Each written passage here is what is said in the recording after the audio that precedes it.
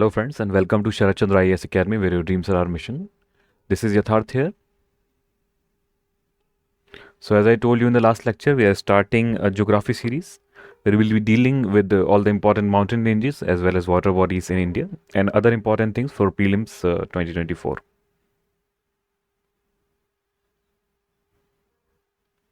In the last lecture, we talked about Mahanadi, a river from southeastern part of India. In this lecture, we'll be talking about a very important feature of the Indian subcontinent, the Himalayan Ranges. We'll be dealing with the complete mapping portion as well as any current affairs that can appear in view of the pre-exam or the main exam. There have been many current affairs related to glaciers, glacier melting, the silicon or semiconductor farming, the disaster management events. Alright, we'll be seeing any PYQs as well in this series. So starting for the Himalayan ranges, let's see the map. So first of all, this is the map of the Himalayan ranges as seen from the Indian plateau this side. This is the Indian plateau this side. This is the Tibetan plateau or Tibetan region. This region is now under the control of China. If you see this side, this is a Bangladesh, Myanmar and further. This is the Assam tract and these are the northeastern states. Here you can see the Myanmar as well. This is the Bangladesh region. Alright, this is Bay of Bengal. Moving further, here we see the North Indian region. And this, the highlighted region, we see a separated tract of mountains or elevated region. This is what we are talking about, the Himalayan region. Himalaya means, Him means ice and Alaya means home. So the home of ice or Himalaya. Alright, let's move forward and see more things. So Himalaya basically can be divided into three parts. These are the Great Himalayan Ranges, the Lesser Himalayan Ranges. These both tracts can be considered the Great Himalayan Ranges, or the Himalayas that fall between these ranges can be considered as the Great Himalayan Ranges. There are further ranges also such as Trans Himalaya, the Lesser Himalaya, and the last ones known as the Shivalik mountain ranges. The Tarai region fall in the Shivalik region. And here the states of such, let's say Uttarakhand. So these are mostly in the Shivalik ranges. Alright, let's move forward and see more things in the course of mapping first of all. Okay, this gives you a general idea of elevation. So this is the lower elevated part, closer to the sea level. And we can see as we move forward, in this region, the Himachal Pradesh region or the Trans-Himalayan region, we see the higher elevation points. So here is the most higher elevated points. We'll see which mountain is this or which mountain ranges these areas harbor. But here you can see a general decline in elevation as we reach the northern plateau. So regardless of how we see things, the truth is that elevation increases in the middle, this side, and again keeps on decreasing. Then again increases around here, in some places here, alright, reaching up to around 8,000 meters here. So we'll see which mountains are here or this side. Alright, so as we move further, we'll keep seeing these. This you can see in the map are indicated as the Himalayan ranges.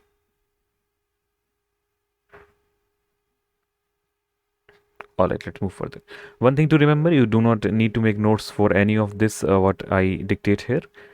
I'll be sharing all these notes in our Telegram channel, Sarat Chandra IAS Academy. The notes of Mahanadi I have already uploaded there. You can download and share. One more thing, this is the longitude. So the lines that are like this, the long lines, these are longitude. So the extent that we talk about Himalaya, we talk in the terms of longitude. longitudinal extent, or this is the latitude, this sort of. All right, so sometime we'll be talking in these terms also when we talk the north to south things. Okay, these some maps we'll be talking about later. First of all, let us see the important portions. We'll keep coming back to these maps. I have already added them to the notes. In this map also you can see some important part. This is the Karakoram range. This is the Ladakh range. This is the Zaskar range. So these three ranges we'll be talking about today in this lecture. We'll see their features and important mountains. This is the La. Whenever there is a La, it means there's a pass. Pass means when the two mountains converge and there is something, a river possibly entering in India from here. So this is the Shipkila Pass. Shipkila Pass is very famous for Satluj River. So Satluj River enters India from the Shipkila Pass. Alright, this is the Kailash range here. So we'll see about these. This is Pir Panjal. We'll see about everything. We'll not be missing any single thing here. This is Nanga Parbat, and in the eastern side there is Namcha Barba also. Both have come into UPSC earlier. Alright, these are the Mishmi, Dafla, other hills of the northeast. So we'll be talking about them also later on. Right now we'll focus mainly on the Himalayan region this side. Alright, so let's have an introduction to the Himalayas. So Himalayan mountain stands as a ground barrier guarding India's frontier against both cold winds arising from the Central Asia and foreign invasions from the Central Asian rulers. So here you can connect it with history also, especially the Kushan Empire. So additionally, they also act as a dividing range between the Tibetan Plateau in the north and the alluvial plain towards the south of it that are in India.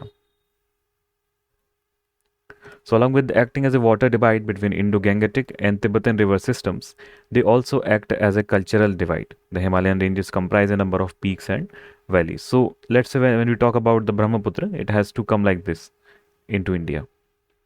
Alright, when we talk about the Satluj or other rivers, they have to come through a pass going towards north. So despite there being a severe decline in the Tibetan Plateau and Indian Plateau, alright, rivers have to come like this and this because of the Himalayas. The world's tallest mountain, Mount Everest, is part of the Himalayan range located in Nepal. Many people are sometimes confused that Mount Everest is in India somehow, but it's actually in Nepal, not in India. A number of valleys like the Mussoorie, Kashmir Valley, they are all in India, serve as residential areas as well as touristic destinations. Okay, moving forward. Now we see the history or the formation of Himalayas. This is a very important topic and questions sometimes come from here. So these are the youngest mountains of the world, Himalayas, and because of very less denudation, they are actually still rising rather than denuding. So these are the highest mountain ranges of the world also. So origin of the Himalayan mountain ranges goes back several million years ago. The formation is the result of a collision of two massive tectonic plates consisting of the Indian plate with the Eurasian or Asian plate along the convergent boundary. So let's see the series of events that led to their genesis. So first of all is existence of Pangaea and Panthalassa. So this was a big landmass, the Pangaea. And the Panthalassa was a big ocean. So process started 250 million years ago. Earth was created around 4 billion years ago. Here we are talking about 250 million ago. There existed a supercontinent called Pangaea, which was surrounded by a massive water body called Panthalassa. So what we see that basically all the land was Pangaea and all the ocean was Panthalassa. Now Pangaea around 150 million years ago broke into two supercontinents. One was the Laurasia or Angarland. So the first place Pangaea was divided into two parts. The northern part of Pangaea was known as Angarland or Laurasia. It consisted of landmass which contained present-day North America, Europe and Asia. And the second supercontinent was the Gondwana land. Alright, so let's see this in the mapping. So this is the Pangaea, the complete landmass. We can break it into two parts from here, approximately here. Into two parts. Part 1 we will call Laurasia, part 2 we will call the Gondwana land. This is the Panthalassa. It is still a single ocean as all the water bodies are eventually connected, but we can see it as divided into multiple parts now. Let's say this is Atlantic, this is Pacific. But eventually what we see, the land can keep moving or divide, but the ocean will always be connected to each other. All right, so this is Laurasia. Just a second. All right, so this is Laurasia here, and this is Gondwana land here. And in middle of these two land masses, there is Tethys Sea. This Tethys Sea is very, very important. Also here we can see the Tethys Sea here towards the western side of both the continents, eastern side, sorry. So this is the Pangaea. Here we can divide it into Gondwana land and Laurasia or Eurasia. Okay, this is South China, further formation North China, and this is the Tethys Sea in middle of all this. It kept expanding up to a long time. All right. So formation of Gondwana land further. So southern part of the Pangaea is called Gondwana land. It consisted of present-day South America, Africa, South India, Australia, and Antarctica. And the formation of Tethys Sea, which is again a very important event. So due to the breaking down of Pangaea, a long narrow sea was created between Angara land and Gondwana land, and this sea was known as the Tethys Sea. Please remember it, do not miss it.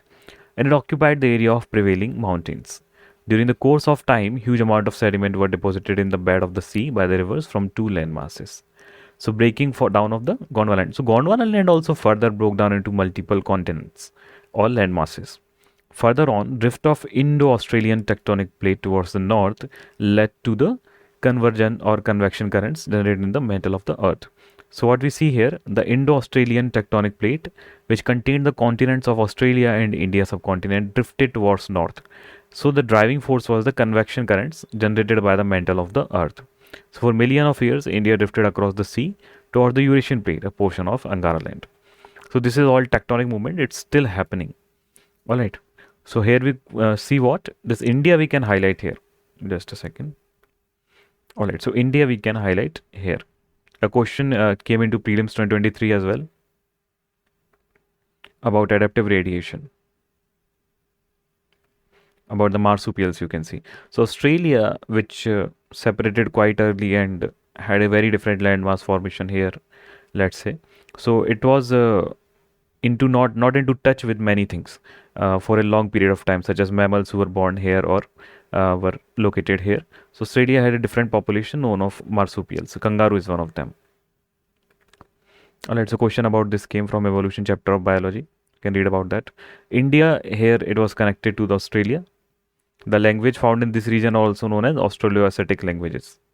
So this was the connection between Australoids. Let's say many people from who live here are known as Australoids. Alright, so we were talking about the Tethys Ocean. So India came here eventually. So this is Africa and the Indian plate came here towards this side.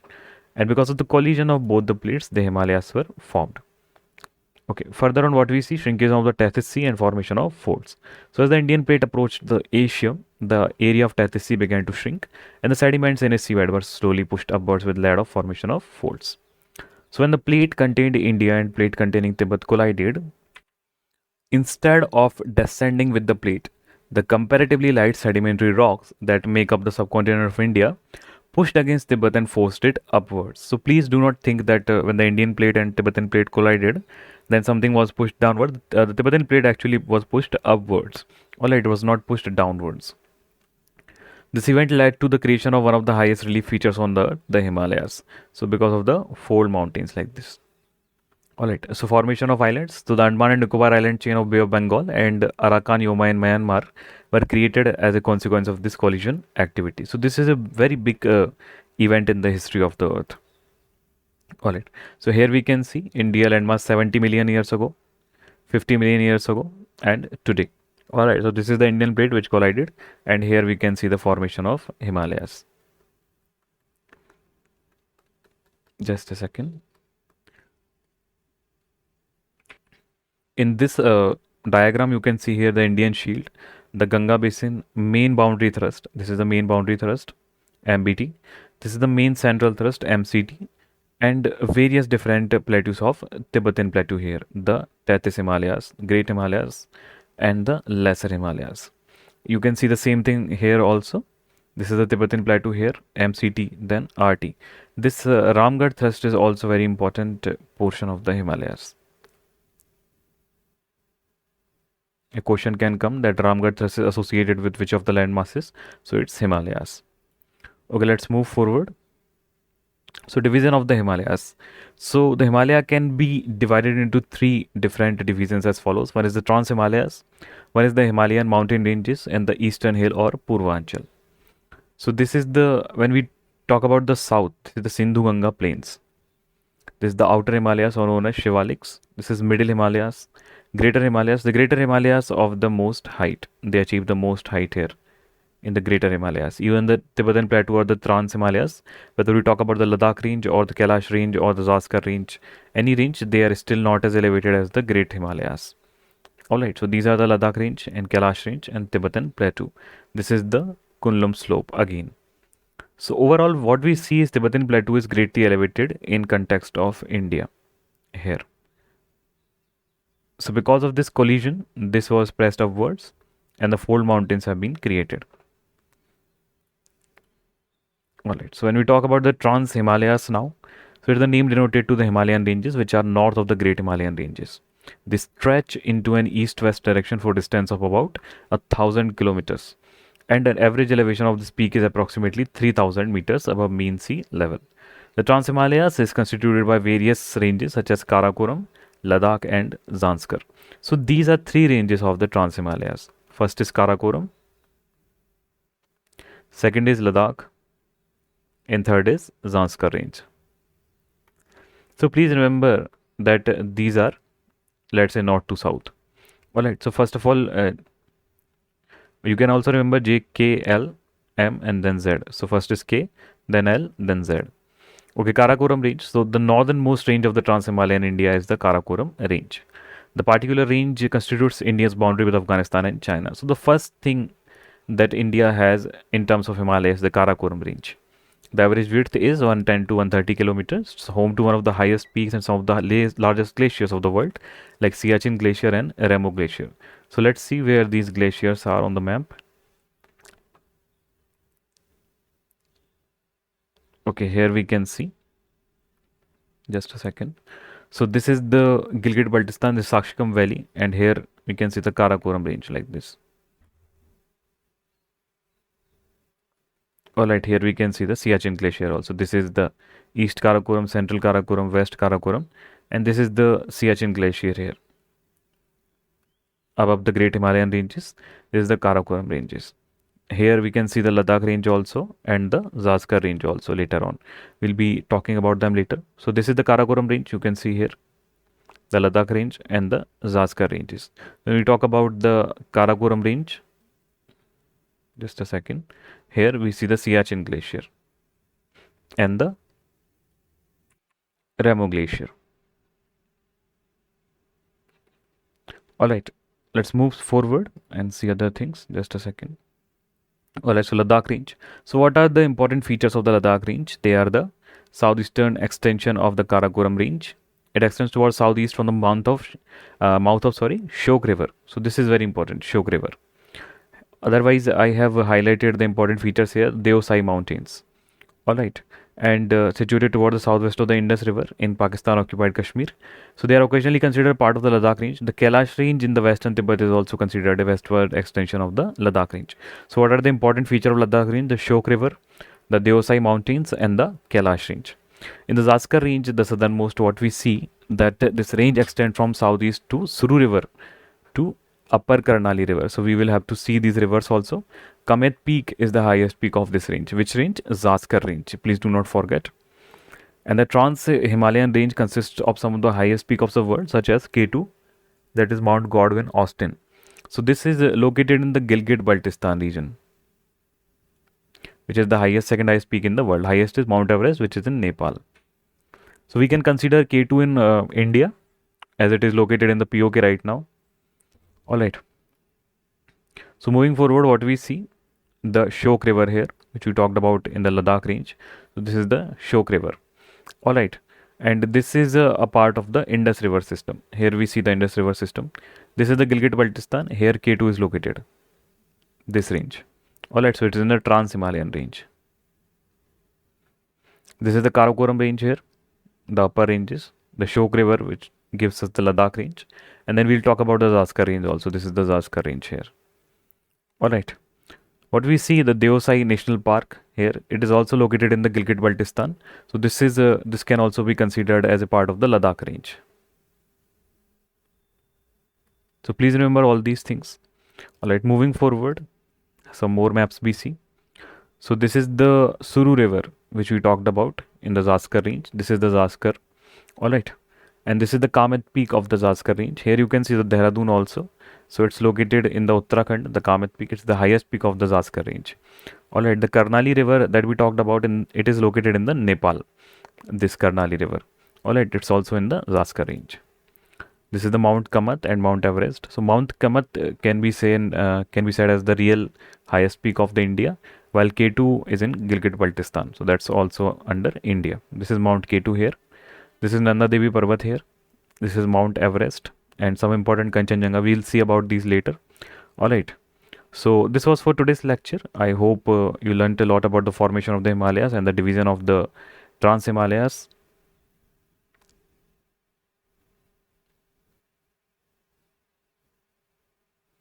Trans-Himalayas we divided into 3 parts: Karakoram, Ladakh and Zaskar. Here we talked about the Karnali River, let's say Suru River, Ladakh, Suru River, the Shyok River and Suru River. All right. Suru River here to the Karnali range. Then we talked about the Deosai Mountains and the Shyok River.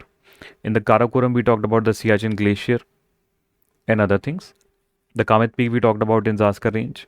All right. And K2 even further than the Karakoram range in the Gilgit-Baltistan.